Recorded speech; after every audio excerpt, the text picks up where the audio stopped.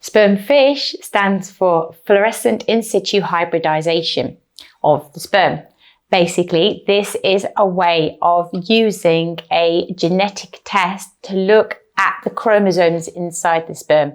This can show us if there are any chromosomes that are repeated or missing, which is vital to know the health of your sperm. These kinds of tests of fish are usually used if there are repeated cases of implantation failure or recurrent miscarriages, if there are known genetic disorders in the male, to look specifically for sperm that are healthy. It can also be useful in cases of advancing paternal age or if the man has had chemotherapy or radiotherapy treatment previously to ensure that any sperm used are genetically correct.